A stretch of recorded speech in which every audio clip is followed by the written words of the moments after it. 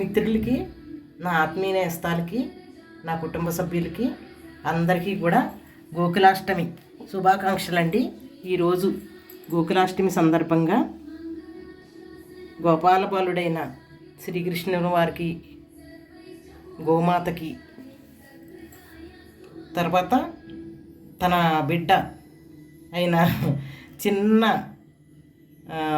గోవో మరి లేకపోతే ఈయన గిత్తో తెలీదు, ఈ బిడ్డడికి అందరికీ కూడా పూజ చేశానండి నేను.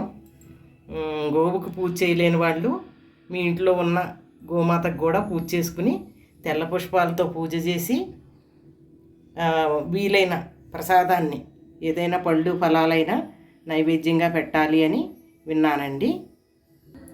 విన్నదే తడువుగా మా ఇంట్లోనే పూసిన తెల్ల పువ్వులు తీసుకొచ్చి మా ఇంట్లో ఉన్న రోజు నేను బిల్వదళాలతోటి శివయ్యకి అభిషేకం చేసుకుని ఇంట్లోనే పూజ చేసుకుంటానండి. శివయ్య మీద అలిగాను కదా, ఈ మధ్య టెంపుల్కి వెళ్ళట్లేదు నేను గత కొద్ది కాలంగా, అందువల్ల ఇంట్లోనే చేస్తున్నాను శివయ్యకి.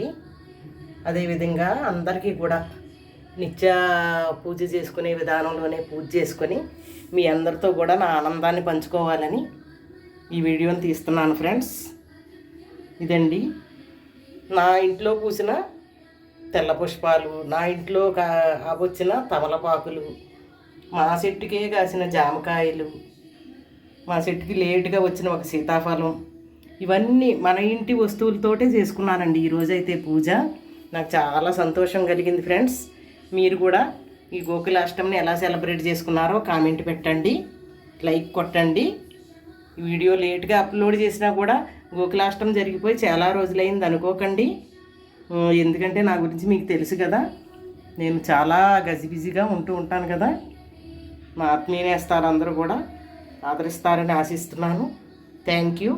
ఆ బాలుడి దివ్యాశిస్సులు మనందరిపై ఉండాలని, మనకి అంతా సకల శుభాలు కలిగి మంచి ఆరోగ్యం, మంచి బుద్ధి, మంచి ఆనందం కలగాలని పదే పదే వేడుకుంటున్నాను friends. Please like, share and comment on my channel. Thank you.